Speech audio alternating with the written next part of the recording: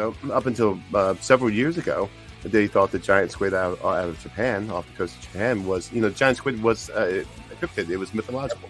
Over time had reported these creatures, that can engulf ships and the Kraken and things like that. And, watching that thing disappear. Yes. It was almost like a straight line. It was like it went behind a straight line and it was gone. Just completely gone. And it did. It was like it slipped into it went into a house or something. It just all of a sudden it just went and like it went behind a wall. Like it went behind a wall. That's where people start to ask the question, is it possible that there are some sort, and I know this is a stretch, but is it possible that they could be going into some sort of a portal or interdimensional being that can move into, thank you very much, Vesta, stepping into another place, for lack of a better word?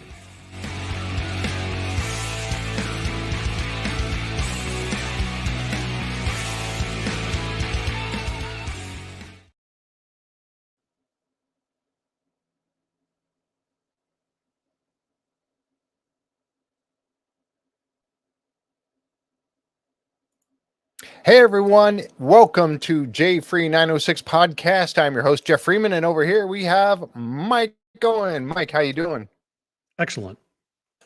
Looks like I clicked off the wrong thing. There we go. I had to get the background. You can't really tell much on the background anyway, but I accidentally clicked that off. Oh man, what a day this has been. I have had a great day today. I don't know about you, but it finally warmed up. I mean, here I am in Texas. And it was hot when I first got here, and then it got kind of cooler. I know, not like everybody else is cold. Careful. Yeah. But and then it was kind of raining this morning and everything. But I had the opportunity today to meet two people that I have been waiting to meet for a long, long time. First off was Mr. Christian Roper. He was on the very first episode of Beyond Oak Island. He's a treasure hunter, and he's also a documentary. He's a videographer. Filmmaker. Yeah, he's a filmmaker. Videographer. He is working on several different things. He was involved with the guys at the Confessionals. I mentioned this last week. The Confessionals, and he was involved with them. And when they were doing the Dogman investigation, when they were out in, I think, Kentucky, I think it was, if I remember correctly, It was in Kentucky. And so I got the opportunity to meet him today. We had lunch, him and his girlfriend and I, we had lunch today.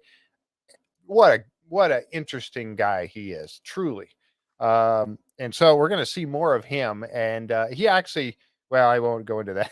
I won't talk about that right now, but he's got some neat stuff coming out here in the future.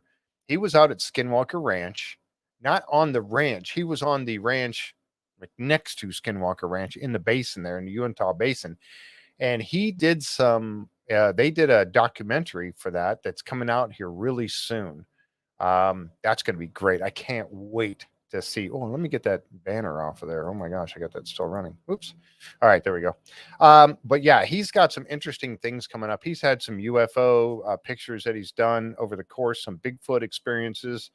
So we'll have to get him on here at some point too to talk with us about all of that. So I got to meet him today.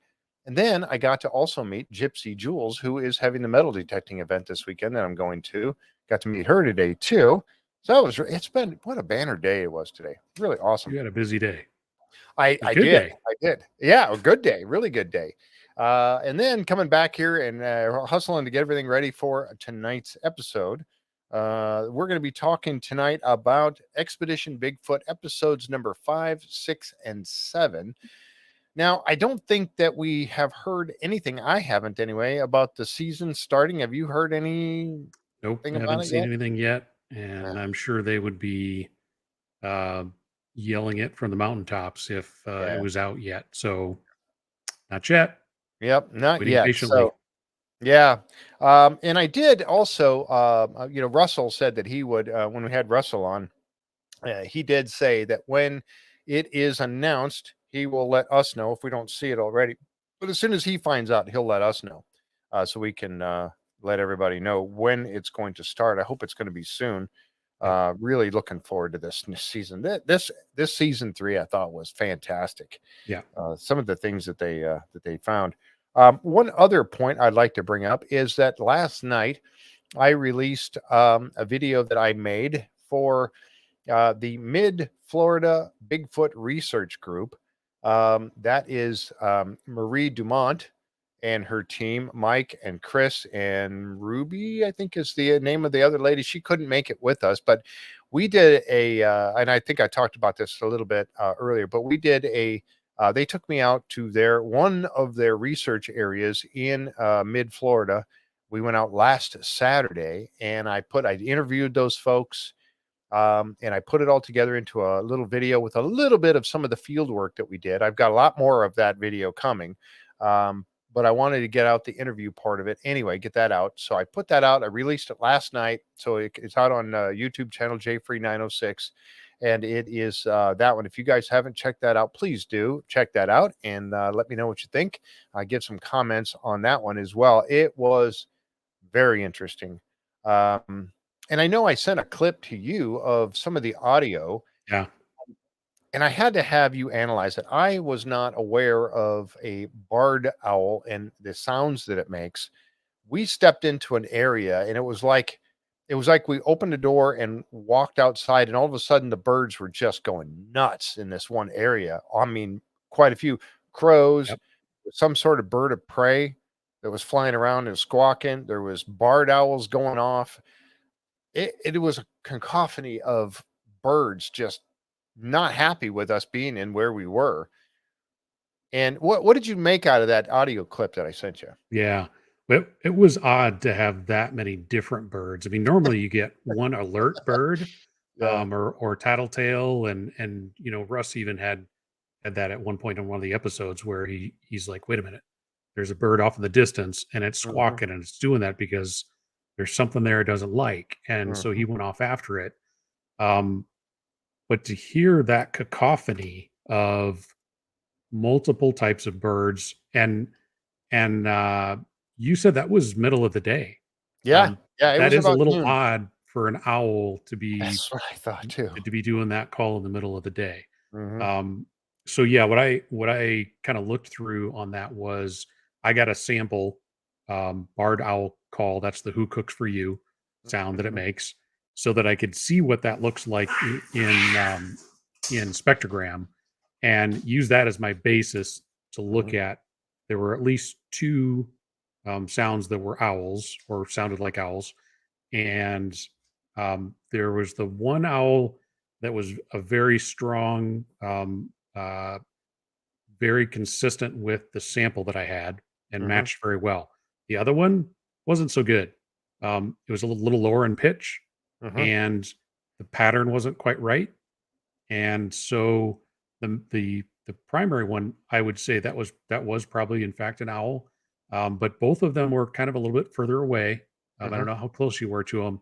That second one was, I can't say. Could be explained as being a juvenile owl that doesn't yet have a mature call. But as I've said before, when people talk about Bigfoot and Sasquatch mimicking sounds, they don't say always that they're good at it. In fact, some people think it's some drunk guy in the woods trying to sound like an owl. So the fact that one didn't sound right, I would call that one inconclusive. I'm not going to call that an owl for sure. Yeah. So yeah, that was pretty fascinating. And again, owls in the middle of the day, that's odd.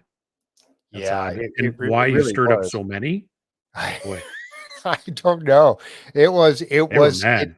They were, and the owls were, I would say, at least a couple hundred yards, about 100 yards away. I was going to say a couple 100 feet, but they were not close. And I was looking for them when they were going off, and I'm looking. I was trying to find them and see if I could see them, and there was no way. Now I did see the bird of prey as it flew by. I mean, it was circling us, and that clip doesn't have everything in it. I basically just kept what had the hooting going on, But I mean, that bird of prey was circling. He was flying right down low, and then the crows going off, and that bird going off, and then the hoots. It was wild. It really was. And I listened to those hoots very close, and I know the one you're talking about because it almost to me sounded like there was a little bit of a gruff in that hoot.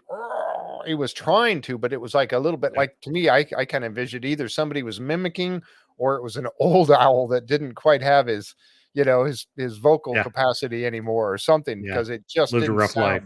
Yeah, yeah, he had a rough life.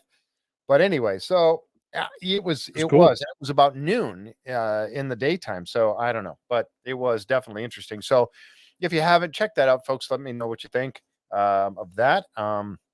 But again, there'll be more. I'm going to put out another video that contains more of the field work that we did as we went along. All right. So let's jump into this. Now, this is season 3, episode number 5, 6, and 7.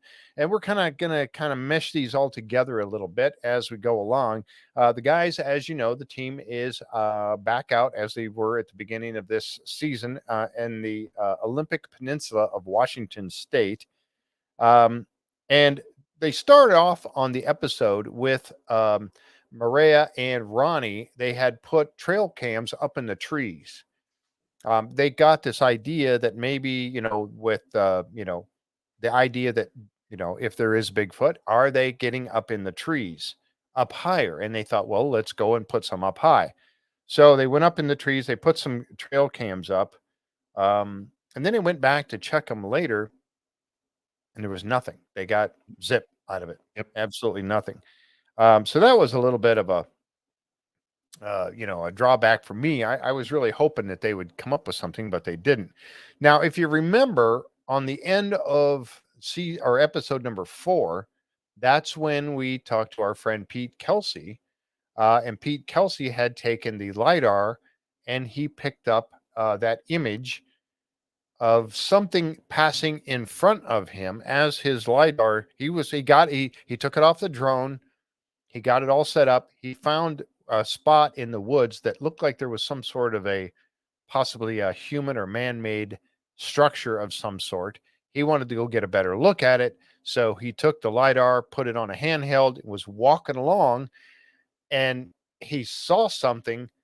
I wasn't sure if he saw it with his own eyes, and then he found it on the scan. I thought that's the way it went. He saw something move in front of him, and of course it was at night. Yep. And then he went back and he analyzed the footage on his LiDAR, and he picked up those. I think it was too dark for him to see exactly what it was, but he could see a shape ran in front of him. But there was a crash just before that. Something fell or a loud noise of some kind that he was like, what was that? Yes. And then it ran across. Right. So, and I wasn't sure if he was just using eyesight or if he can see that scanner live and kind of like they walk around with the thermal camera. They can walk around and kind of see what they're walking into a little bit. Right. He was definitely shook up and he was shook up. We talked to him on Skinwalker Ranch on the Insider program. He was in chat and somebody asked him, he's like, yeah, no, that was legit. I was shook up. I don't know what that was. And I have no explanation for what happened. Right. Yeah. And we had him on the show. Actually, I brought him on the show. Shannon DeSalvo and I had him on and interviewed him. And he said I specifically asked him about that event. And he said the same thing there. He said, I was definitely beside myself, shook up by what he had seen in the dark and heard, like you mentioned, and the crash first. And I've got now what they did was they took those images and they enhanced them a little bit. And I'm going to show one of them here. This is, you can see these images right here, right there, here, and here. And this is as the LiDAR unit is spinning and the item, whatever it is moving through the frame or in front of the LiDAR. Now you see these trees, it has to be something moving simply because the trees are still. There's one picture of each tree, but you see this image here as it's moving through. Now, what they had done, oh, I hate when my mouse is doing that, but what they had done was they had enhanced it a little bit, and now you see like a body figure over it. And I'll back Yeah, up they to put a another wire one. frame on it. Yeah, they put a wire frame over it so they could kind of get a better look at what it was. And here's another one here. This was when it was moving across in front of them here. So, and then they spun it around and looked at it the other direction. So that's creepy. I mean, that right there is. And I That's don't remember if they ever said, and I mean, it's LiDAR data, so he should know exactly how tall that was. yeah. And I don't know if they ever said that. That would have been good intel. Yeah, I don't believe they said. I think he said something about it being big, but he did not give a Yeah, dimension to it that I recall. I don't either. Yeah, so that was that was pretty interesting. Do the trail cams give off any kind of a sound? I believe they do when they take a picture, but I Yeah, think you can also mute that. they can the IR flashes, the IR light, if it's at Yeah. night, that'll flash. They do some. I mean, I don't know about all of them, but some of them make kind of a click noise. And yeah, there's reports that would indicate that that Bigfoot can see Mm. in infrared, or at least a little bit. So near infrared. Yeah, Eric's got it. Yep. And so because of that, they can see those trail cams. The other theory is that they can somehow sense the electronics, and Hmm. they know that they're there.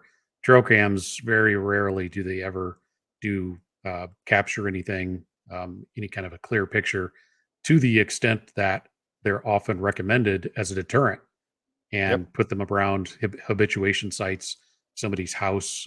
They're having issues with, you've heard of banging, Hmm. the banging on a structure, or coming and taking chickens, or livestock. Is the recommendation is put up a bunch of trail cams, Yep. because we know that they almost never get caught by those. So Right. something's up with that. They have some way Right. to know that they're there.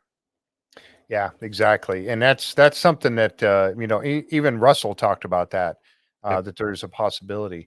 Later in some of the clips that we have as we go along here, there's indication that there might be. Um, uh, Now we know that the drones make a sound, but we'll get to that here in just a little bit. When one, it seemed like that one was looking at them and was very aware of that it was being observed. Hmm. Um, they had also, as they were going out here, they found Mireya and Ronnie went out in the woods to see if they could find these this man-made structure that Pete found or saw from the drone when it had the lidar going on the drone.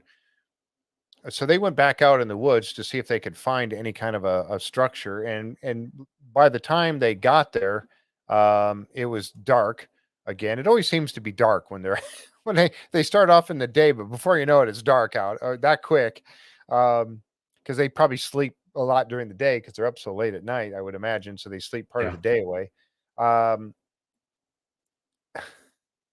Jeff dressed for the Canadian cold. Yeah. Well, yeah.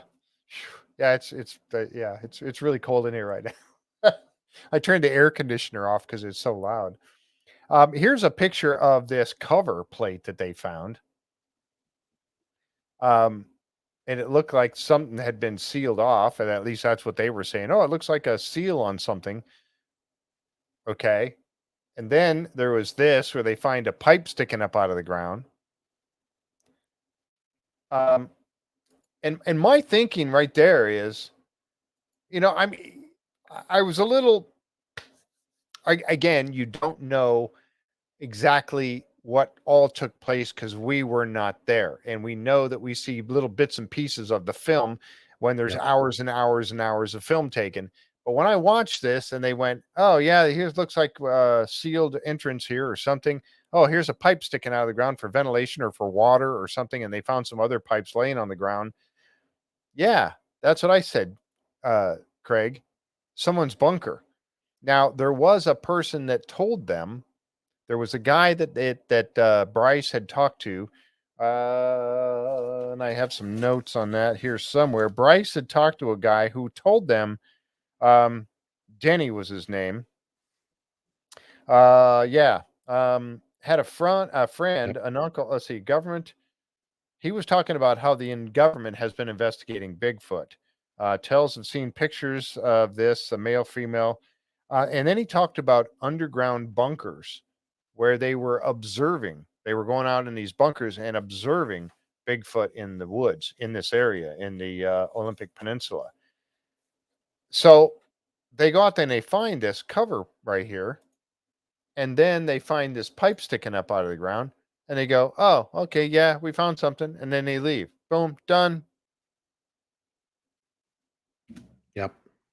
I'm sorry, folks, but I would spend a couple of days in that same spot trying to find a way in.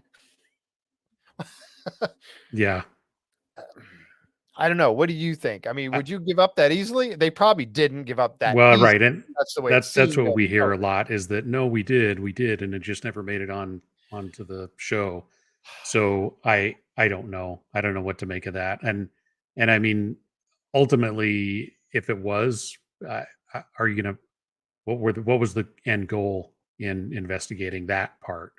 I mean, if it was a research facility for studying Bigfoot, how are you going to prove that if it's that Right. old? Right. So to me, it was an interesting diversion, but and maybe it was a good indication that they were in an area that has activity, but beyond that, to me, it wasn't really all that interesting. Yeah, I'm one of these people that if I find an old tunnel or a cave or an underground structure, even an old building, I go in. If it's out in the middle of the forest like that, I'm gonna go in. I'm gonna investigate this thing. I'm gonna get my light on. I'm gonna go all in. And if I find a bunker, a cover, I'm gonna find a way to get in it. And I want to go look. Yeah. I'm just that curious. Okay, and then here come the Black Hawk helicopters and they come and haul you away because it was a government facility. You weren't supposed to be in there. Oops. Okay. Yeah. Right. But anyway, I would have to find a way in. Here's a question for you. All my chopped wood comes covered in hair. I imagine this to be bear or some other animal. How would a hairy creature such as Sasquatch not leave hair samples? That's Good for you. question. They do, and if you believe Dr. Jeff Meldrum, who I think probably is one of the top experts, Leading expert in it. Yep. yeah, they know what Sasquatch hair looks like under a microscope, and it's different than all other hair. So, yeah, they do leave hair, and that's one of the things that they try to use to indicate that you have a confirmed match to what they suspect is Bigfoot hair, but they can't prove it's Bigfoot hair because we don't have proof of Bigfoot. Period. So we have lots of evidence like hair and plaster casts of footprints and eDNA and all that kind of stuff, but we don't have proof yet. So that's the problem. Is that all we can do is say that we know what is typically seen when you look at a Bigfoot hair under a microscope, and if that's right or not. Yeah. Yeah. Hair, and because the hair doesn't have the medulla, the center part, you need like the follicle to actually get DNA out of it.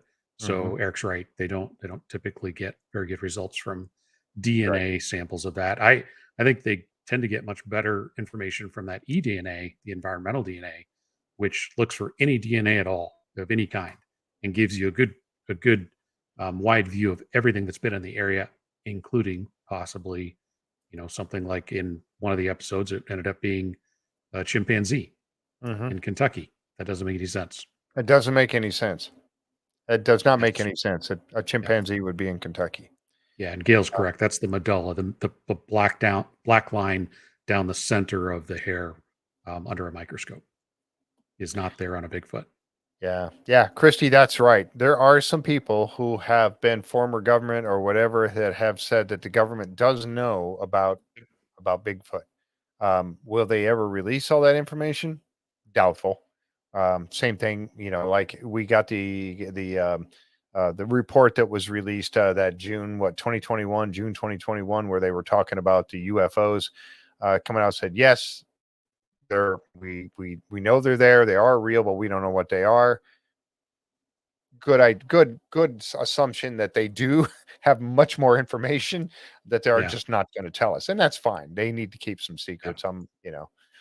But now at least they've admitted that they are real. Now, if they ever come around and say Bigfoot's real, and I had a good discussion. I'll get to this a little later, but I had a discussion with Christian Roper today about that at lunch, about Bigfoot and finding one. We'll get to that in a little bit. But anyway, so this structure here, obviously some sort of underground something. It might have been a well or a cistern or something. Who knows? But with a cover on it like that, yeah, I would have had to find some way into it personally if it were me. And then, like I said, I'd be arrested and be in jail because I wasn't supposed to be there. They went out and they met with a couple people. Bryce does. He usually goes around and he goes out and he meets with certain people that have had eyewitnesses to something. And this is one of them, Rob Johnson, right here. And Rob was talking about, where he saw one, and it was standing in the road, and it was doing, he was trying to show how it was like moving back, like it was trying to prevent them from going any further on the road. And he was hunting with his father and had this Bigfoot encounter. Bryce, he seemed to have a very good, recollection of the entire event. And so Bryce got him together with a guy who was able to do a drawing of the Bigfoot that he saw, or the creature that he saw. And that is this gentleman right here. And I didn't get his name that did the drawing, but that's what he came up with when it was finished right there. So, I mean, that's kind of a typical Bigfoot-esque picture. But again, you're trying to, pull this, somebody's given this description. If I were to sit down and give you a description of what I think Bigfoot looks like, it would probably end up being drawn just like this, similar. That's the typical, the pointy top on the head, very hairy face, but yet some of the features of the face more human-like rather than ape-like. But Yep. And again, but you can't take away from that person and his experience, because it's a personal experience from that person. So whether he was making it up or not, we just don't know. And that's the thing of it. You can't dismiss everyone's report of a sighting or an experience with the Bigfoot. You can't. We talked about that before, that in the last 50 years, there's been over 10,000 just in the United States alone. You can't throw them all out. Right. Not all of them are going to be somebody's made up story. Not all of them are going to be a bear or something like that. And the stories go back a lot further than that. I mean, I know David Paulides has a book that starts with news articles back in the late 1600s, all the way up to 1929. He had to stop there because of copyright laws, but they called it a wild man. But you read the reports, and they sound very similar to stuff that we see today. And by the way, that back and forth motion that the guy was describing, that is common. It seems to be, and this would be one of those questions I'd love to ask Dr. Mireya about, is it seems to be when they start to get nervous. I've heard reports where someone, and a lot of times, if it's a hunter or somebody that's out in the woods, even if they're not hunting, they'll have a weapon with them just because of bears and stuff like that. Right. And they'll see a Sasquatch, peeking around behind a tree. They'll put their hand on their gun, and the Sasquatch will start doing that side to side motion. So it's definitely related to them being a little bit nervous. You're making them nervous, and it's a really big animal. If it's real, it's gonna could do a lot of damage quick. Yep. So so that it's interesting. Again, that's one of those things that as I listen to the different reports from people, you hear things from somebody like this guy that they interviewed, and he starts ticking boxes that are in my little mental database of things that are common Yep. and what's repeatable, what's consistent. That is a very specific description that is consistent with some of the reports. Yep. Yeah, exactly. So, again, you can't take away from that. The person, says he had an experience and he was able to put the information out. So, so Robot asked another question of you, but before we get to that, I'll get to that in just a moment. Let's see. Jan said, if you did get Bigfoot hair, could you compare the DNA and the find family units? Maybe. But again, like Mike pointed out, it needs that medulla. Medulla, yeah, Medulla. yep. That's where the DNA or a follicle, something that follicles, has the DNA. But or the but root there's gets other pulled in. ways. There's other ways to do that, though. The Patterson Gimlin film, Patty, the subject of that film, they believe they have prints from her from several years before. And so it's not just DNA that you can use. I mean, a footprint Mhm. has, especially if it's a good enough footprint to have dermal ridges and things like that. You can identify the same individual, from years apart, and they believe that they have that, especially with that particular Yep. subject. And I will say that although Bigfoot is often seen alone, an individual. Mhm. That's not typically what is um, probably going on. It's the one that you see isn't the one you need to worry about. Let's put it that way. Right. They are usually in a family group of some kind or Yep. some subset of a family group. Right. It may not be the entire family, but it is they usually are in a group. Lots of reports of them making noises and the person saying, it was almost like it was trying to talk to me. And got news for them. They're not trying to talk to you. They're talking to another Sasquatch in the woods that you Right. don't see. Right. They know that you're there. They're familiar with their territory.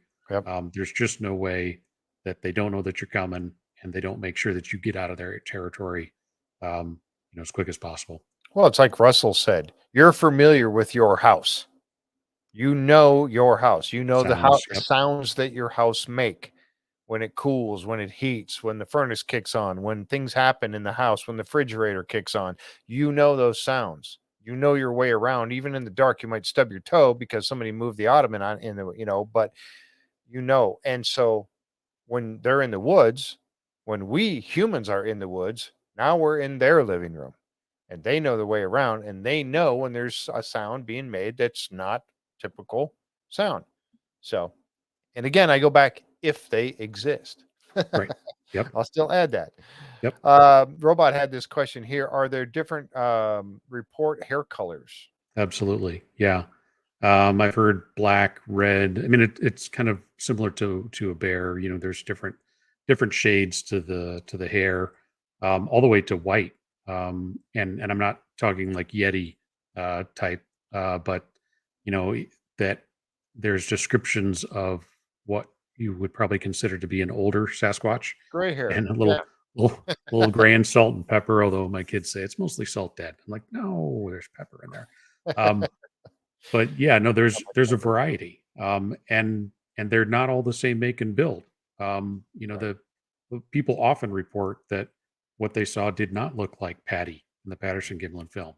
It Right. was tall and lanky, more like a thin basketball player, and not quite as stout as she was, or they look like Scout here, this guy, Mhm. and Yeah. they look absolutely jacked and like Right. a bodybuilder.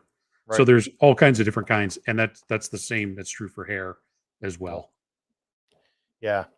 Kat, that's a question. That's part of what I'm going to talk about here in just a minute. Do you think if they find proof, would they broadcast it? So I'm going to get to that here in just a little bit, and that's something I was talking about with Christian today at lunch. So we'll definitely I'll give you my thoughts on it, but again, they're just my thoughts. Doesn't mean that it's true or not. Jeff asks, oh, if I got arrested for going into that bunker, who takes over? Well, Mike would have to take over the Bigfoot show. Tom those were big Burns shoes to fill. Tom Burns would have to take over Oak Island. So Tom, you're out there. You would have to take over the Oak Island show. Let's see, paranormal. I don't know. What? Maybe that would be John. Yeah. So that's what's going to happen if I get arrested and get hauled off because I was in a bunker that I wasn't supposed to be in. Let's see here. I know there was some other good stuff. A lot of stuff going by here. Yeah, good questions. Yeah, absolutely. If Bigfoot exists, I would think that there are regional differences in appearance based upon evolution and environmental factors. I agree 100%, Tom. I would agree with that. Yep. And that happens. And Marie Dumont was talking about that very thing in the video that I put up there last night about the Mid-Ohio or Mid-Florida research group, Bigfoot research group. So yeah, that sketch does look like Eddie Munster. It does. You know, there's different theories on that peak, on the conical head. Is it hair or is it bone? Right.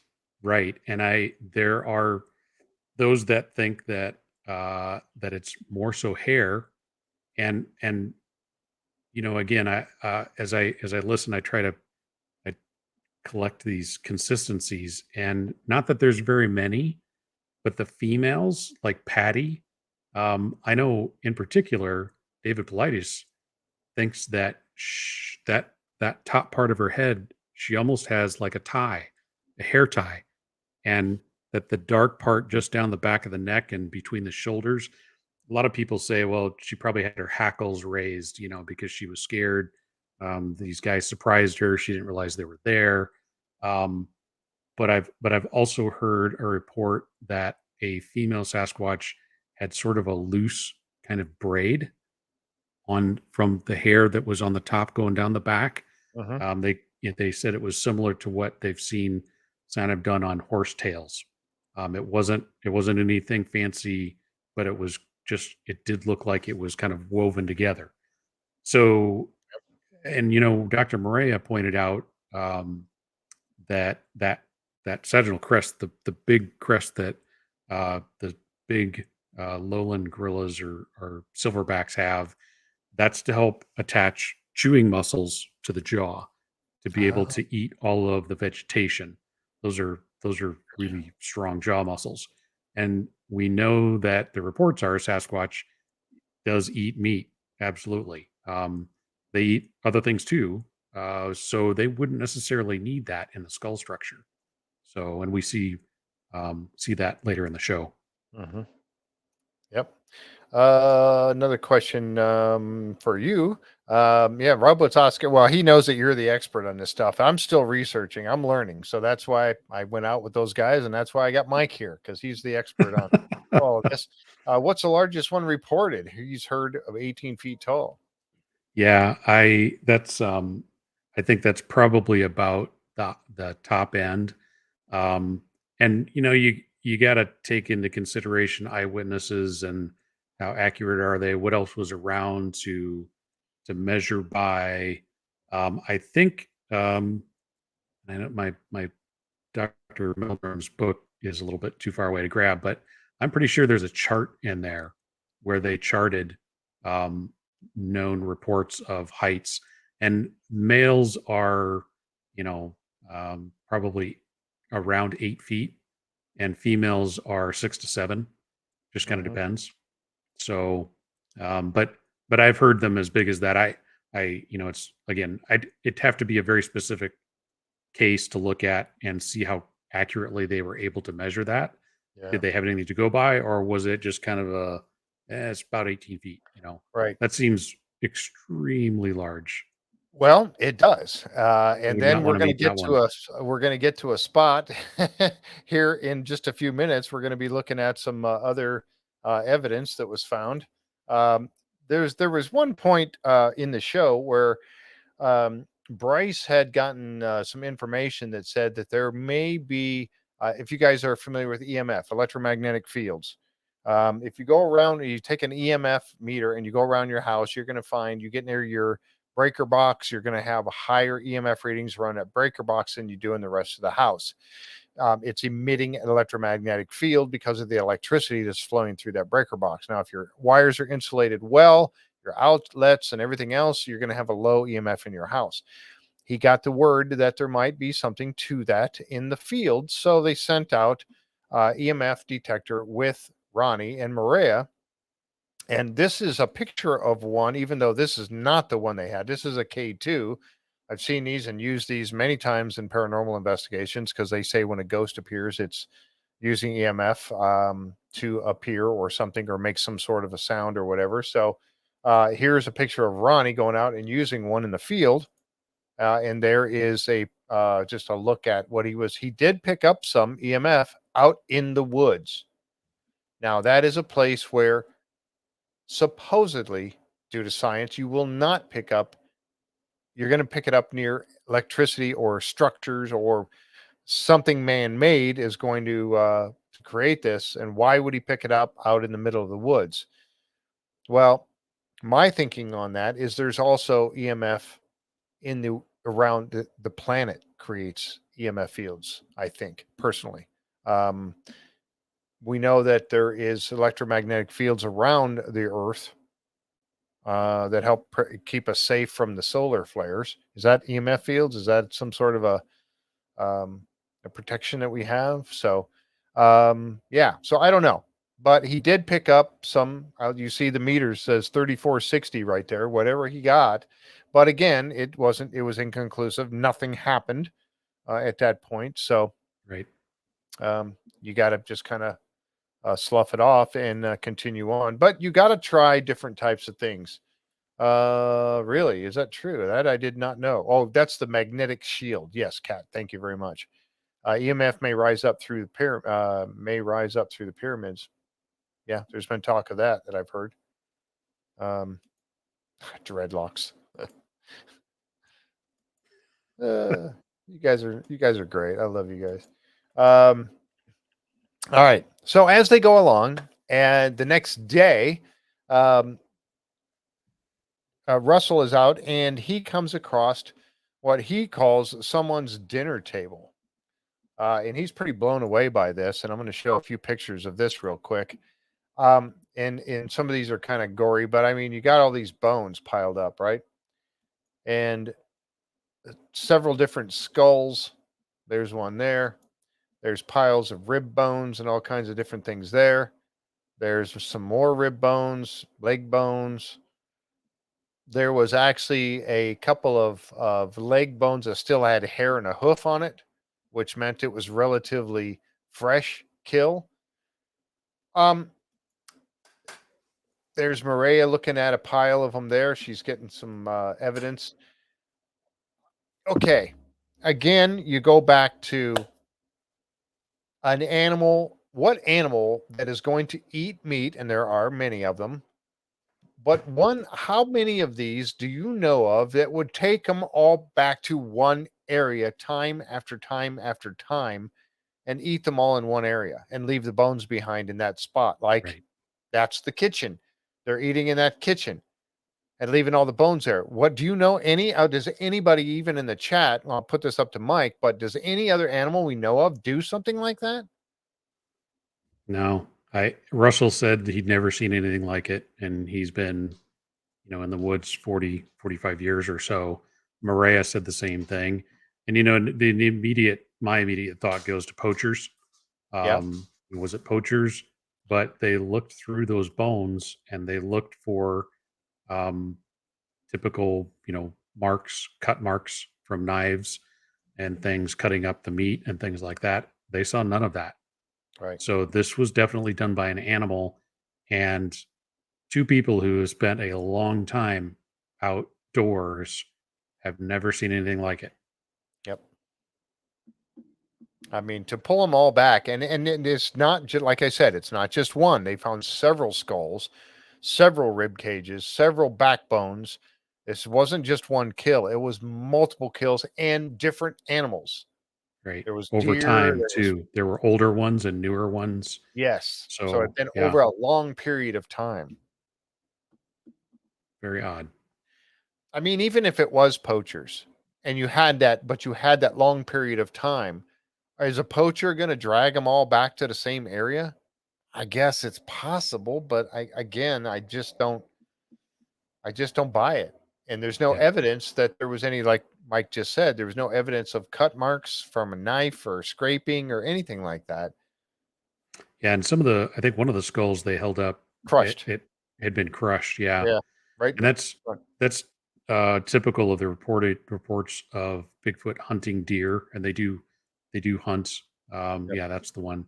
I tried to get a better picture of it, but the crushed portion is right here where you see the Yeah, black part, right and on I just top. got a bad picture. I apologize for that, but that's what that was. Yes. And they use a lot of the same hunting techniques that we use. They drive deer and have they're ambush hunters, similar to what we would do. And so they have some lying in wait, and they have some driving deer, drive them right into them. And sounds like they usually will, or a lot of times will, just run out real quick as they're going by and smack them. And people have, I mean, these are reports from hunters up in tree stands, so they're watching this all take place, and Right. they're like, I heard bones cracking is when it struck Yeah. it so incredibly hard and fast, and Right. it flew and hit a tree, and heard it break again, and it was dead before it hit the ground. So Yep. that's in line with the types of things that people see. Yep.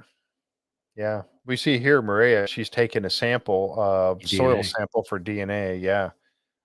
Because if an animal is there and it's doing all of this eating and everything, it's very likely it will leave behind some DNA in the ground. So that's, um, Renee said she saw a chickmunk kill a sparrow and drag it down a hole. Interesting. Wow. So it was taking it back to home to eat it. Wow. That's, I've never seen anything like that. That's wild. I didn't know chipmunks eat meat. A deer will eat meat too. Really? I did not know that. And chew bones. Yeah. I had no idea. But anyway, she's getting a DNA sample there, and the guys took one of the bones, and this is what Mike was just talking about. They were looking for evidence of some sort of cut marks, teeth marks, something. So they scanned these very closely, and then took that data to go back and Sasmonk. You guys are. I need that. The rim shot. Anyway, so they are taking this very seriously and doing every bit of data collection they can. That's why I love these guys. Yep. They're not just a bunch of yahoos out in the woods trying to find themselves a Bigfoot. They are really taking this to the nth level to try to get use data to come up with the answers. So that's what I love about it. Later on, they go back out and they're looking that night. And again, it gets night very quickly. And then Ronny and Mireya come across these, I'm going to call them structures just for lack of a better thing to call them, for tree or branch formations. What do you want to call them? I don't know. Tree But they came, structures. yeah, there's some sort of a structure. And Russell said himself, when they find those nests, he's not convinced by these nests at all. These weren't nests; these were actual crosses and branches or small trees broken off, moved in that they didn't fall in this area because there's no root. They didn't find the roots right there where it had blown over, and the roots would Yep. still be at the base of it. Some of the trees were actually flipped around where the big end was up in the air, broken off, and yet they're finding these little things, structures. There's an X. I tried to grab that picture. Here's a better picture of it right there, blocking the path. Yep. Now, Yeah, like I Eric said, Phillips has on there. He said deer traps. that is something that they've seen is Yes. running, going down a path, a Yep. game trail. You'll see a structure like that, and there's been people that have seen Sasquatch use that. The deer run down there, they stop. They just all it takes is them to hesitate for a millisecond. Sasquatch is on them and They got 'em. smacks them and breaks their neck or kills Right. them, and off they go. Yep. Now, here is one. Now, this is what we were talking about earlier about your 18-foot Sasquatch. This is part of it that they found at night. The next day, they went and got Russell and said, Russell, you got to come and see this and check this out. Here it is. This is the one he was kind of scratching his head about. Right. Now, here it is in the daytime. Okay, sure. Couple branches up there. Oh, there's more. There's these over here on the side. And I'm going to show you this picture. There's an X. And these are not fallen trees that fell over. They were broken off somewhere else and dragged to this spot. Yeah. Barbara.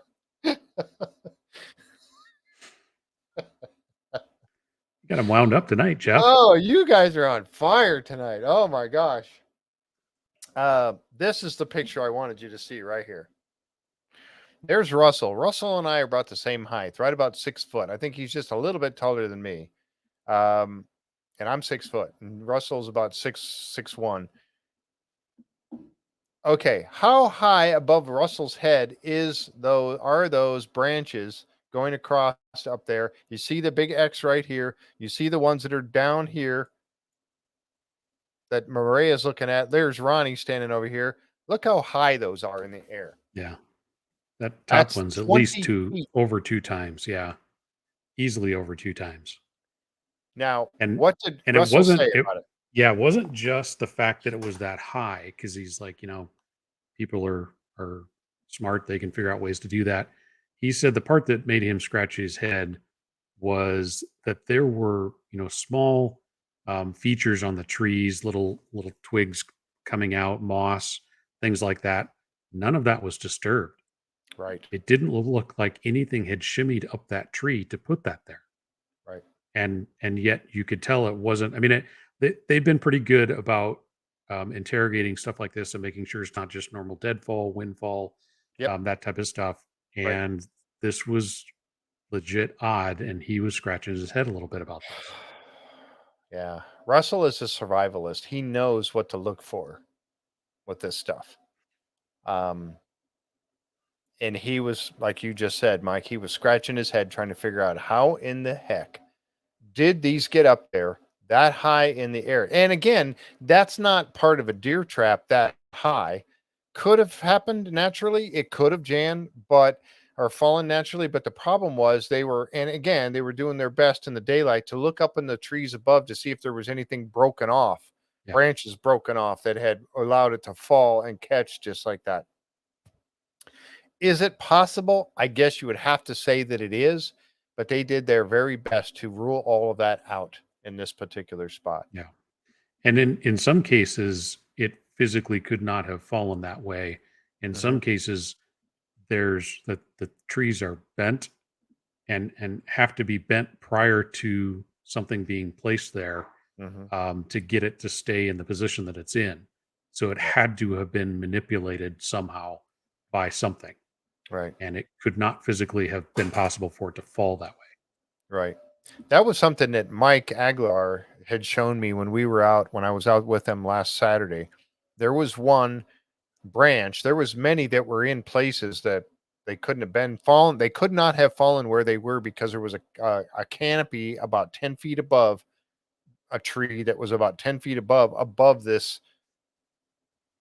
It looked to me like some sort of like Blair Witch, like these sticks were laying in some sort of a pattern below this. There's no way they would have fallen there because they couldn't have because of the canopy that was above them. But he showed me one that was actually shoved into the swamp floor, the muck, and it was stuck in there about 1.5 to 2 feet deep. And then it was bent, like you just said, bent and hooked on a tree. A bigger tree. So is it possible a person put it there? Yes, it's possible. I can't say that it was a Bigfoot, and I won't say that it was Bigfoot, but it was certainly odd.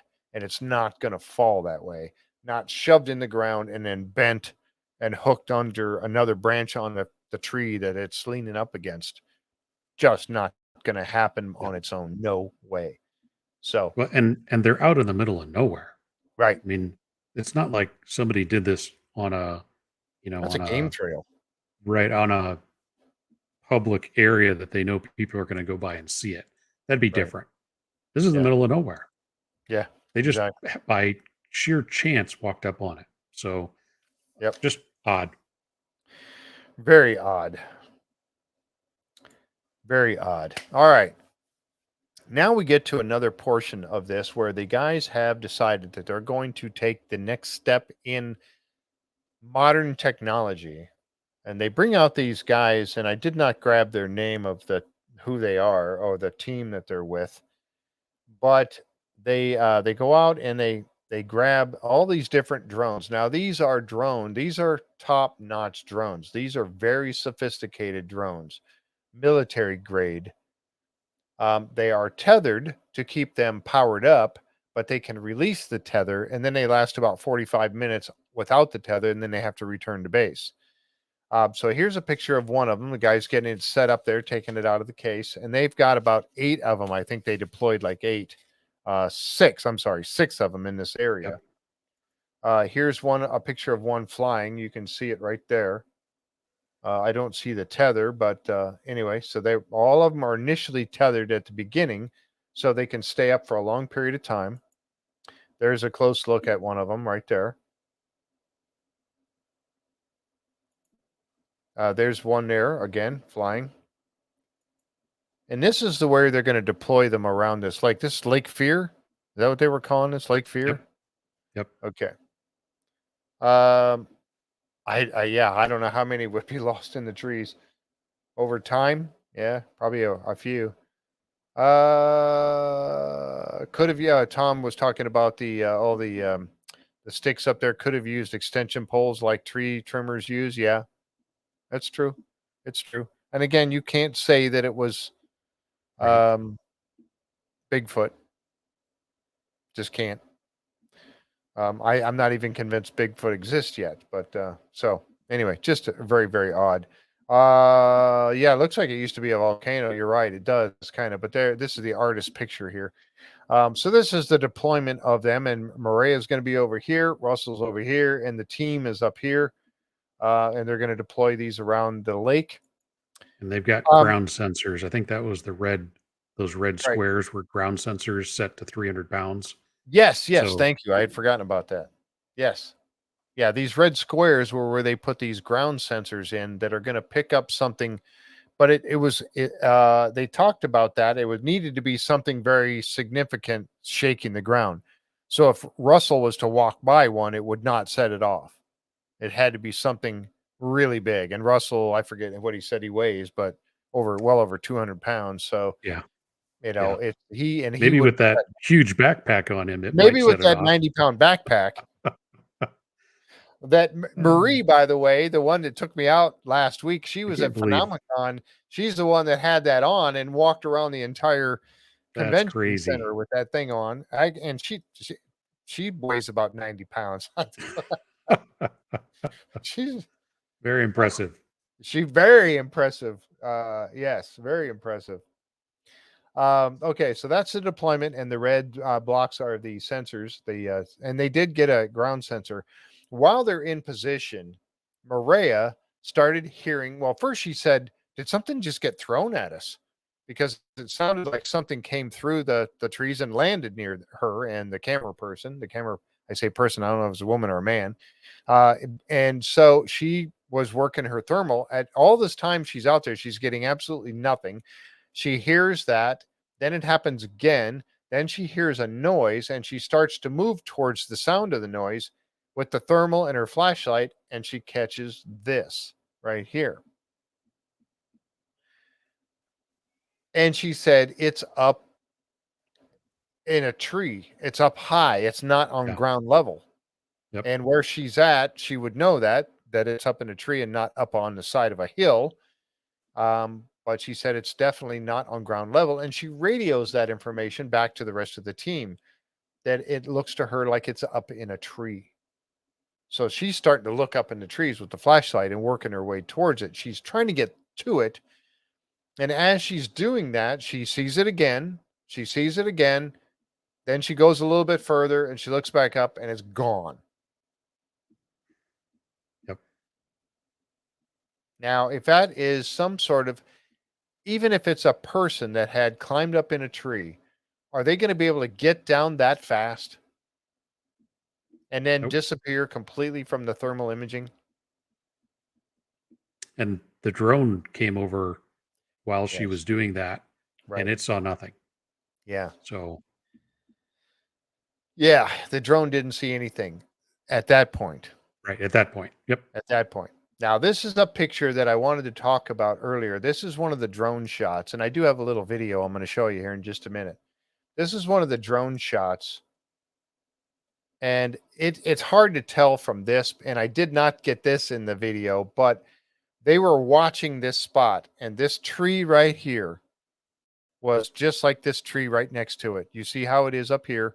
Little bits of it are highlighted, and most of it's gray and dark. And all of a sudden, as they're looking at this, they saw something moving down here, and then they stopped, and there was nothing. While they're looking, they see this blob right here, this heat signature blob, look out at them. Tree peekers. Yep, they call them tree peekers. Tree peekers. Yep. And Ronnie said, because Ronnie's standing next to the young guy that's looking at the screen here, and Ronnie said, it knows we're watching it. Now, could it have heard the drone? Yes. You guys, I mean, how many people here have heard a drone overhead and looked up and seen a drone flying over? I have many times. It could have heard the drone and was peeking around the tree to look up at it. Would the drone have lights on it? Did it know it was being observed? Is it smart enough to know it's being observed, whatever it is? Could it have been a person? I don't know. But all you see, this little tree, and I don't know how big this tree is, but I'm thinking it's about a foot in diameter, maybe. How is this creature hiding? But the only thing, whatever it is, that's showing up when it peeks around that tree is its head. Doesn't make any sense. Doesn't make any sense. Well,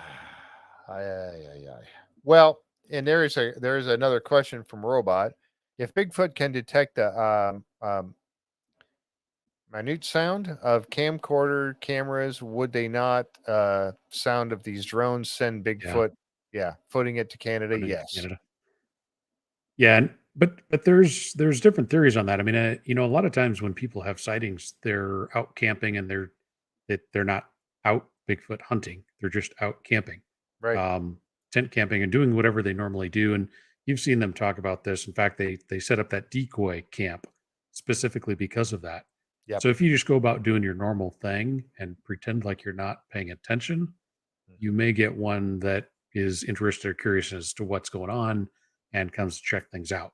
So I can only assume that they're not too worried about that, and that it's typically going to come in if it knows something it's in its territory and wants you out.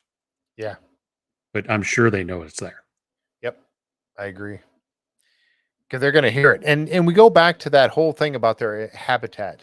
Now, I think that, and I've said this on other shows, not related to Bigfoot, but I've talked about the fact that how human beings are not so in tune with nature anymore. As you know about all the sounds in your house, I think their hearing is better, their sense of smell is better, their sense of sight is better, even at nighttime. And I think we've lost some of those senses. Our hearing, I don't think, is as good as it probably was back thousands of years ago, or anything else, any of our other senses. While theirs, I think, because they are in the woods, animals, look at a dog. I mean, a dog's sense of smell, a dog's sense of hearing, cats seeing at night, way better than we do. Is it possible that I think they're going to hear it?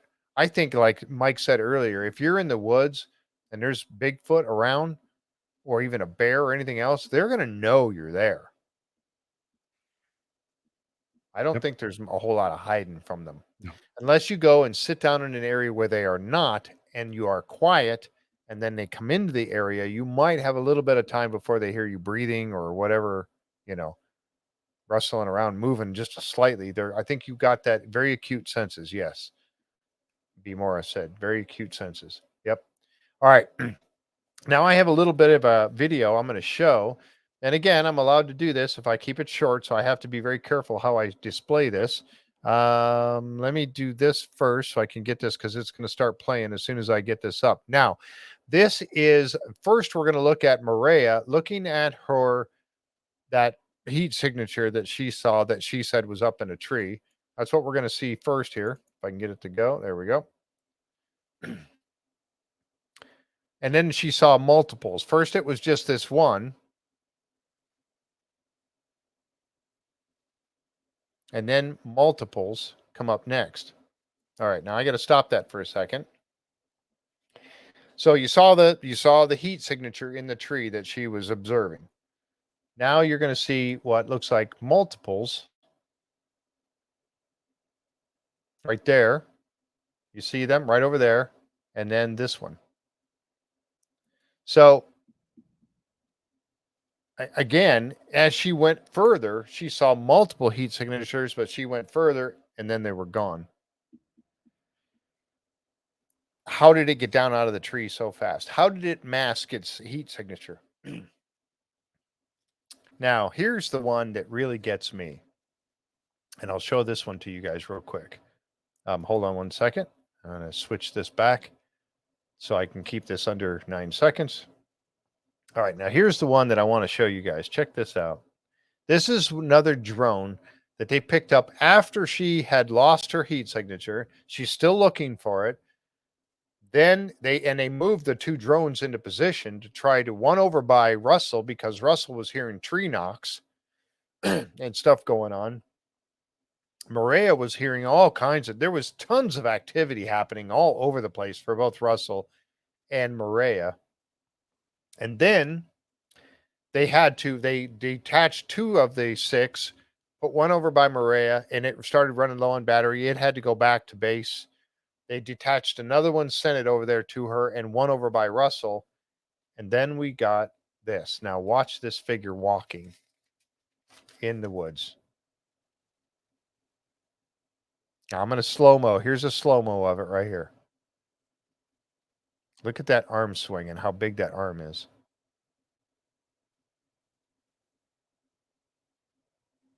Now, could that have been a person? Yeah, I guess it could have been. I don't know. What do you make of that? Like I said, they're out in the middle of nowhere. For someone else to be out there, and I mean, they have bumped into people as they're walking around. They ran into a lumberjack at one point.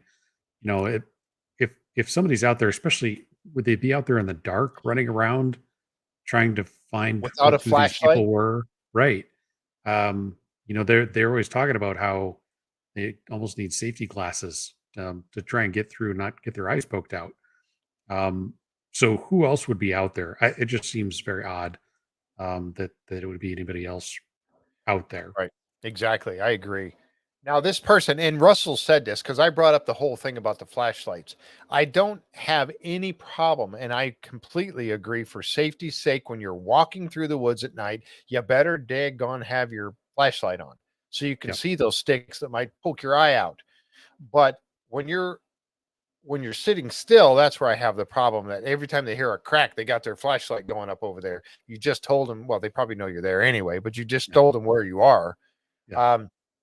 If you're walking and you're moving, yes, you got to have that flashlight going so you don't hurt yourself or walk off the edge of a cliff.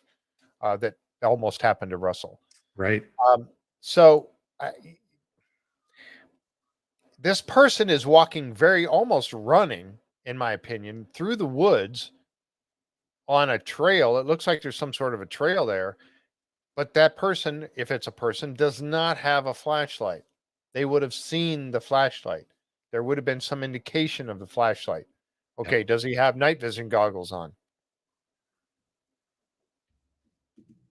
Still not easy to run through the woods. Still even not with easy night to vision run. on. Like Robert says, the arms look way too long for me too. I'm going to play it again because this footage just blows my mind.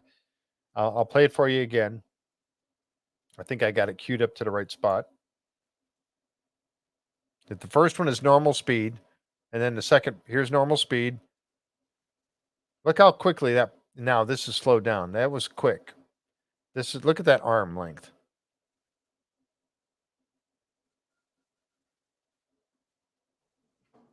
All right, I'm going to go back to it again. Look at, and just, it's really quick, the normal speed one, how fast this thing moves. Look at how fast that's moving through the woods. It's almost running or trotting along there. It is fast. There's no flashlight.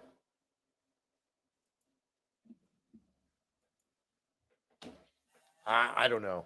I'm It's hard to explain. Very hard to explain. Kind of like it was hard to explain something being able to outdistance Russ in the woods at night at will. I mean, he said it was toying with him. He was getting frustrated when he had that GPS tracker on something, and it would show up on his phone where it was. He said, I couldn't even come close to getting to it. It was just outpacing him easily. Right. Yeah. And if you're talking about something that's that tall, the legs are going to be very long, and they're supposedly very muscular. Yep. Here's another good question from Robot. We use helicopter rescue for lost hikers, which use heat sensor photography to locate lost people. Why do you believe this technology does not work on Bigfoot? It's a good question. I don't know if I got an answer to that. I mean, it goes back to how often do you see them saying, I can hear it. It's right there. And they're shining their lights on it. They're using their thermal imaging, and they don't see anything. Right. It's just not there. It's not showing. It's but not they can showing hear up. it. They can, Right. It's not showing up visually. And then you throw in some of the other stuff that we've seen, with that thermal image that Russ had in season 1, and it looked like it walked behind a wall. Yeah. Or Dr. Mireya had that blob of heat signature right across that small stream. She turns her flashlight on. There's nothing there. Right. Something is giving off heat, yet it's not visible to the human eye. Right. So, what else does that leave you with? And I don't know. You have to bring up the word cloaking. Yeah. And, that can get controversial, but, it's something to explore is what if, who knows? I don't know. I don't either. It's truly amazing. I mean, you look, and again, you just said it, talking about the footage, and we just talked about that footage with Mireya. She was hearing something, right? I mean, and when you're in the woods and you hear several things happening repeatedly, one after another, cracking of branches and things like that, you hear one and you might go, oh, you don't know how close that was to you. How far away was that? But when you hear repeated ones, now you're tuning in. Your ears are tuning in to how close it is to you based upon that sound, repeated sounds. Now, she was hearing that and she said, it's close. Yep. Why am I not picking it up on the thermal? Yep. Exactly. I don't know. I just don't know. But that might explain why the government's interested in that. Yeah. If they can cloak, how are they doing it? Right. Now, Russell did talk about the fact that they could get their bodies wet in the lake, and that's going to last for quite a while. There was one where he saw there was like 2 deer or elk. They might have been elk that were eating. It was at night, and it was deep vegetation, very deep vegetation. And he saw a heat signature blob looking at these 2 elk. Finally, they saw it or heard it. They're looking back in the direction of it, and then it sinks down into the vegetation, and it's gone. Yep. The vegetation hit it completely. It knew that all it had to do was sink down, and it was gone from the sight of those as well as his thermal imaging camera. So, Yep. yes, vegetation can hide it. A tree can hide it. But when they're making all that noise and then nothing's showing up, is it staying behind that one little tree the whole time it's making all that noise and she can't find it on her thermal? I don't know. It's just crazy. Yep. All right. I'm going to show this one more time. Just because, whoops, I'm sorry. I got to bring it up for you guys so you all can see it, right? That would help. I'm gonna make So this share, Jeff. Make sure you share. I'm gonna make it full screen. Sharing. I'm gonna hide us for a second so you guys can see it even bigger. This is crazy. The first one's full speed, normal speed. Look how quick. And then here it is slowed down. And that leg. See how long that leg was? And that arm? I don't know. That's pretty crazy. I find that to be absolutely a crazy picture.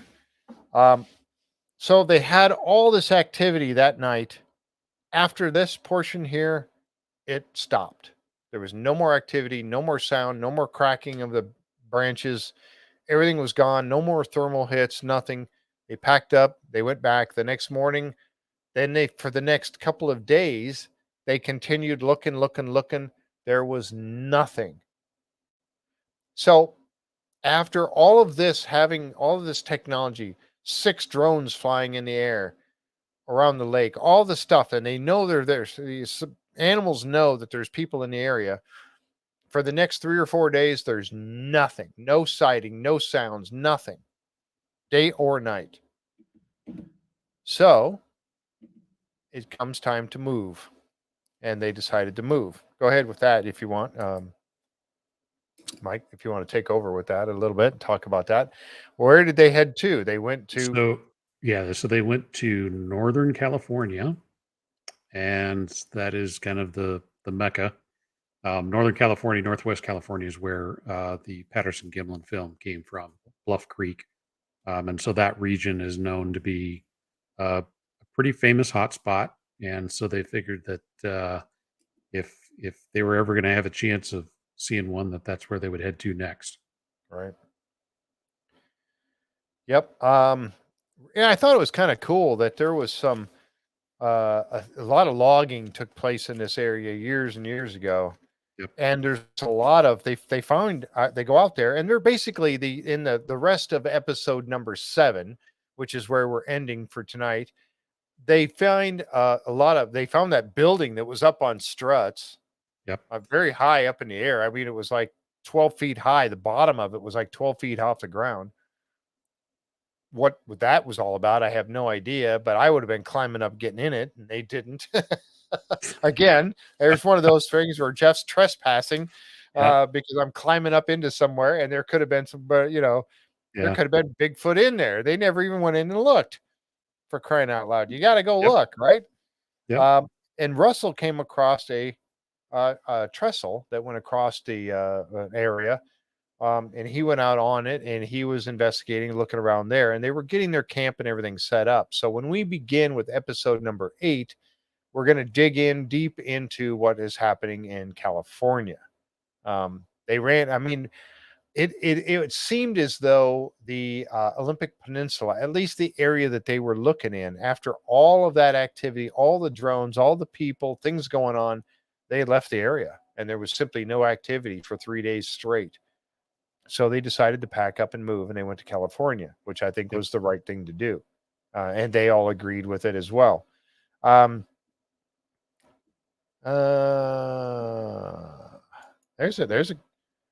question is, if you saw that footage and knew nothing of Bigfoot, would you say that was not human? If I knew nothing about Bigfoot, I would have to say it looked like a very big person. I think that would probably be my guess. I don't know. So you make an interesting point there with that question, Tom. It could have been a person, and I'm not going to refuse. I'm not going to say it wasn't. It would have taken a lot to get that person to do what that subject did in that film, though. Right. And Dr. Meldrum goes into that uh, that particular incident in a lot of detail. Mhm. Many special effects experts were checked with. Disney was shown the footage. They said they could do it in 10 years back in the 60s. They said there's no way we could do that. Um, the one of the top special effects guys, costume makers, said there's no way that's a suit. That has to be hair glued onto the skin, and that would have taken days to do. It'd be very And painful to get off. right, you're Who right. would do that? What? Right, and then that it was the most documented sighting ever because of the number of casts. I think there's 10 casts, 5 of the right foot and 5 of the left foot. Yeah. Yep. And so they just have so much more information on that sighting. So yeah, it would be tough. It's a good question though. If you knew nothing of Sasquatch or Bigfoot or anything related to that, and you saw that, what would you make of it? A Right. walking gorilla? I mean, I would go there probably first. Yeah. Because you wouldn't expect a gorilla to be able to walk that well, but it doesn't look like a human, right? I mean, it has similar makeup, but it's not quite right. And then you add into that knowing the depth of those footprints, the stride of the footprints, the bone structure in the casts. I mean, there's a lot more, like I said, to that than just that film footage. Yep. There's a lot more known about that incident. Right. This is a picture. Mike Aguilar took some castings. This was one of the guys I was out with last weekend, and he showed these. And I got some pictures of them. He actually brought these out so I could look at them. Now, this was, his finger or something going across this bottom right here. But you look at the toe, but there's only 1, 2, 3, 4. And they were talking about some of them in that area only having 4. I don't know. Interesting. 13 inches long, 6 inches wide. And that was in July of 2021. This is one of his castings that he had. Thought that was pretty cool. So, one of the questions that was brought up, we talked about earlier, and I told Kat I would get to this. Would they, if they had solid evidence of a Bigfoot, would they tell everyone? Would it come out? And I had mentioned that this was something that I had a discussion with Christian Roper today. And I told him this, and I think that I could stick with this. If I went out and I was doing, and I have been, and I'm going to continue to do Bigfoot research in the woods because I want to know. Now I'm intrigued enough to where I want to know. So while I'm out, let's say that I came across a Bigfoot standing 8 feet away from me. He's looking at me. I'm looking at him. He's big. He's hairy. He's smelly. Long arms down to his knees, whatever. Very clearly not a person. I know without any fraction of a doubt that that is a Bigfoot. Am I going to tell anybody about it? Chances are I might mention it. Yes, I might come on the show and say that I saw one.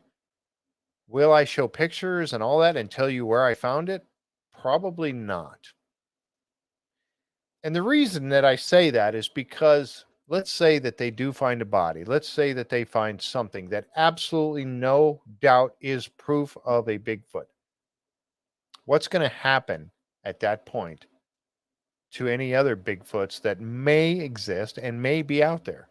What's going to happen? Right now, you have a pretty large group of people who have had sightings. You got a pretty large group of people who are actually going out in the woods and looking. What would happen at that point if something is actually found and proven that there are Bigfoot? What's going to happen then? You're going to have the number of people looking out there with guns and every other thing 1,000-fold, looking for more of their own evidence, trying to shoot them, trying to do whatever they can to get them. What's going to happen at that point? If they exist, what would happen at that point? I don't think that I would reveal where I saw it. I would simply tell people and they say, yeah, you're full of hooey, You don't know what you're talking about. You're just making it up.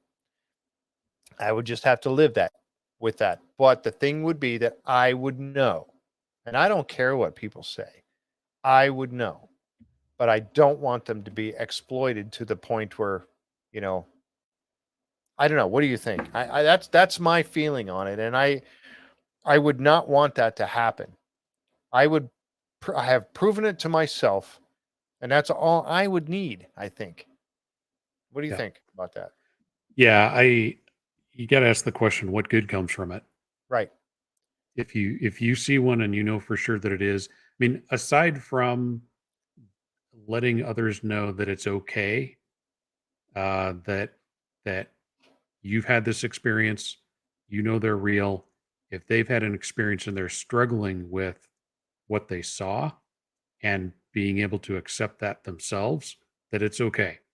And you hear that a lot on the encounters that I'm listening to, is that a lot of times that's really what it boils down to is people struggle with what they saw.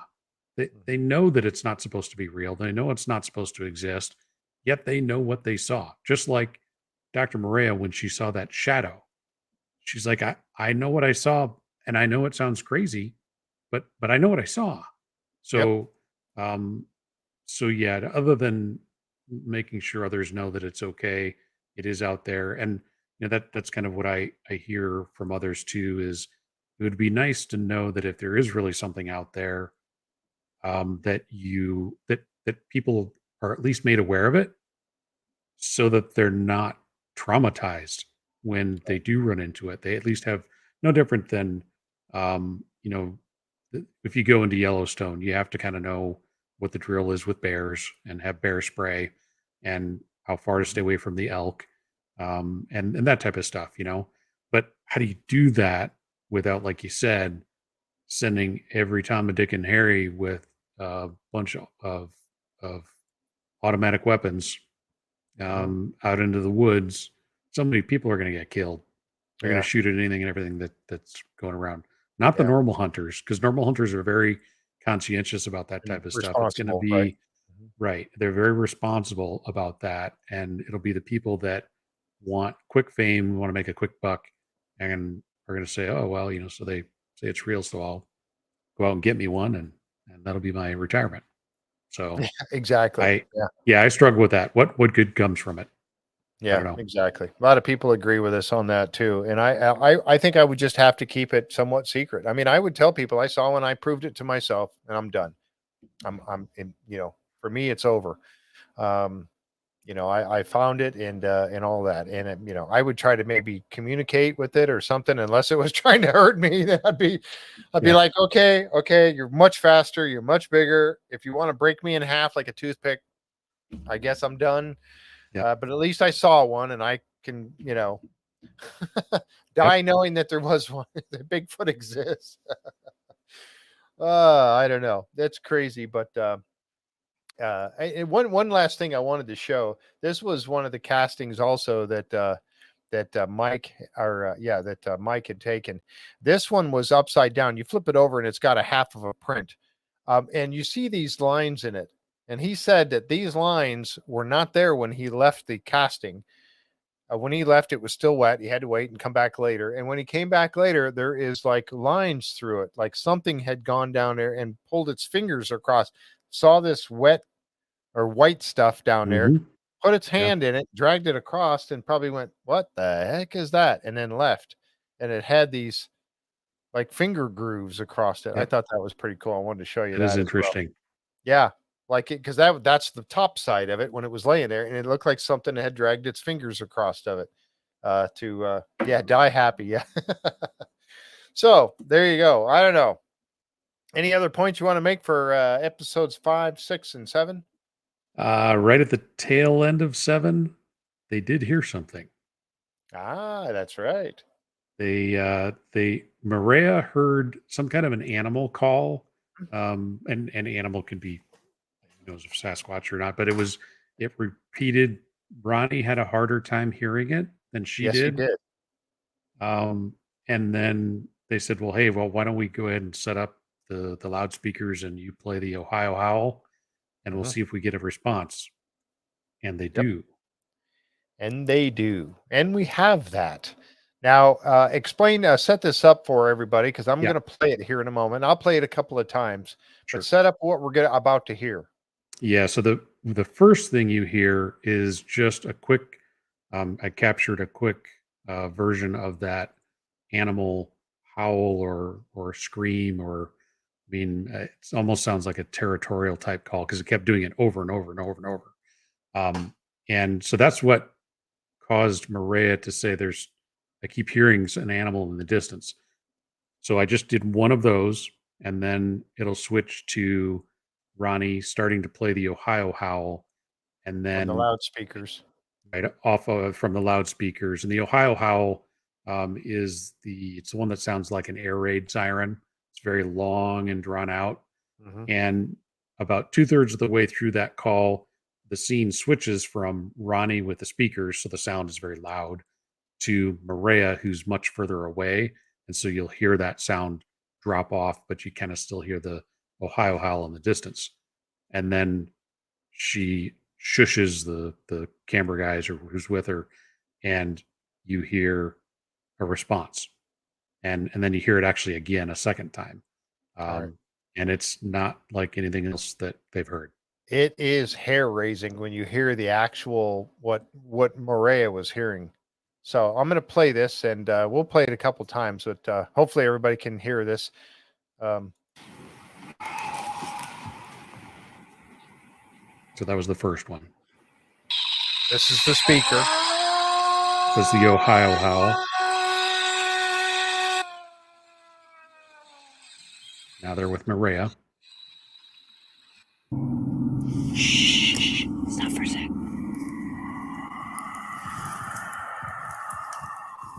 And again. That.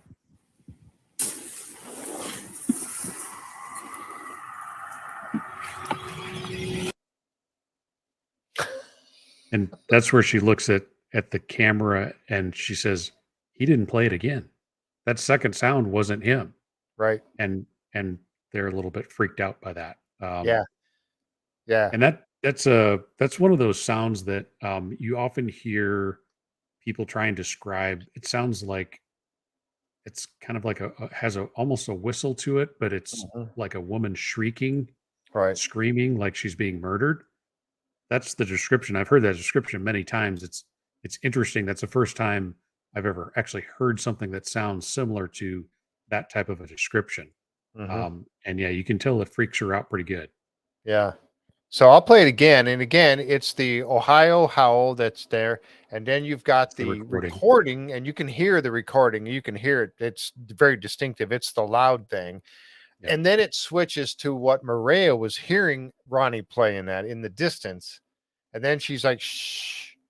And then you hear what she hears twice. So I'll play it again and check this out. I mean, this is crazy. Okay, this is the speaker coming right here. That's the speaker Ronnie's playing. Then the distance.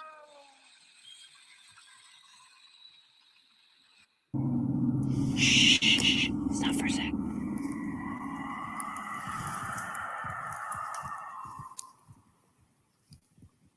Is it?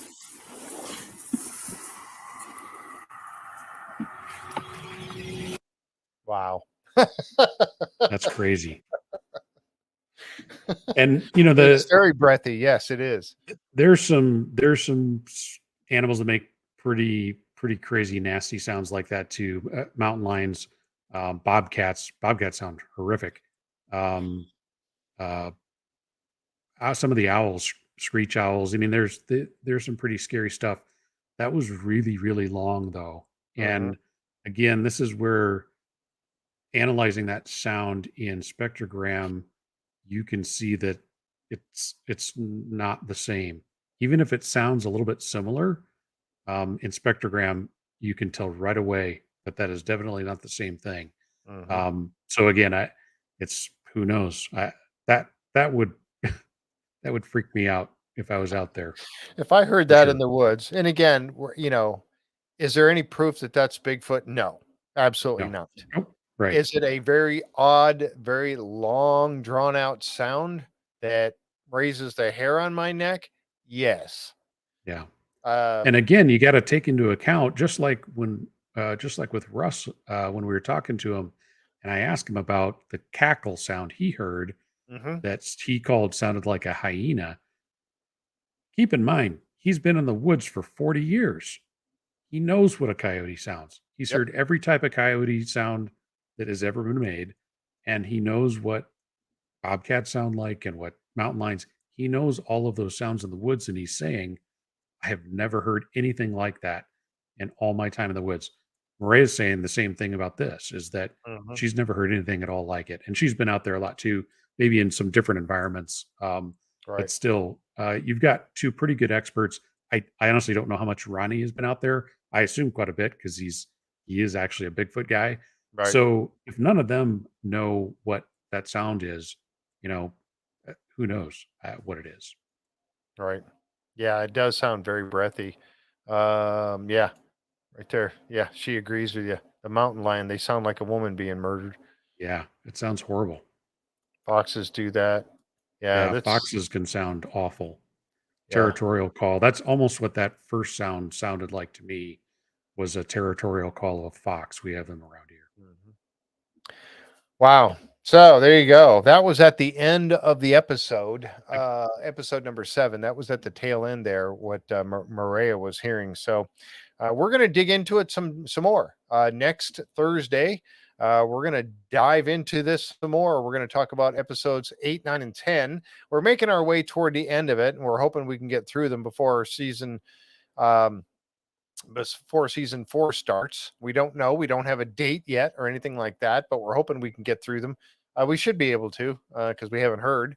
And generally, they'll tell you about a month ahead when the season's going to begin. So we figure we got time to finish these up. But I'm enjoying these. And I know, Mike, I think you are too. John Yep. was. And I know that in the folks that you guys hanging out here with us today, man, what great comments and questions Yeah. you guys have come up Smart with. I mean, crew. that's why I love Good doing this stuff. live. Yep. Yep, absolutely. That's why I love doing it live because I want to be able to interact with everybody and get your thoughts and your and your jokes. Yeah. You Yeah. know, I mean, there's some good Chat stuff was out good there. But, tonight. yeah, that They was were on good. You one guys for were on sure. fire for sure. But Yep. all right, so that's it for me. We will catch you here next time. Again, I have another show coming up. There is no, for those of you that are the Curse of Oak Island fans, there is no Curse of Oak Island show that according to the History Channel, next Tuesday night. They are going to have some sort of a drilling down or something, a Maddie Blake type stuff. So we'll probably, Tom and I, we're going to talk about that maybe a little bit if it's interesting enough. It probably will be, and then we're going to kind of open it up for just general chat with you guys, and we're going to have some time with the fans of the show and talking back and forth with you, and come up with some questions. We're going to throw some questions out in our Facebook group, and remember that the Facebook group for the Curse of Oak Island is our Oak Island, our Curse of Oak Island and beyond, and also Skinwalker Ranch. That's that group. This group for the discussion for this particular Bigfoot, UFO, UAP, and paranormal is Beyond Our World. The link is down in the description below for all of you. And please subscribe if you can. Give us a thumbs up if you like the content of what Mike and I put out for you here tonight. Please give us a thumbs up. It does help out a lot. And in the algorithms and all of that. And we will be back here Thursday night for more Expedition Bigfoot episodes 8, 9, and 10. So thank you very much for being here. Mike Owen, thank you so much again for all of your wonderful input and being my co-host here. And we'll catch you next time, folks, right here on the JFree906 podcast. Good night, everyone.